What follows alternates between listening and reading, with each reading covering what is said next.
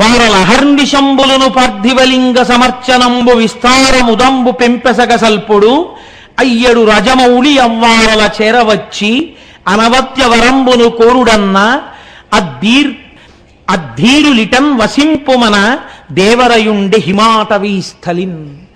ఆ శివలింగంలోంచి పరమశివుడు ఆవిర్భవించి, మీరు చేసినటువంటి పూజకి నేను ఎంతో పొంగిపోయానయ్యా, ఇంత చల్లటి ప్రాంతంలో ఇంత తపస్సులో పార్థివలింగానికి ఇంత అర్చన చేశారు, మీకేం కావాలి కోరుకోమని అడిగారు.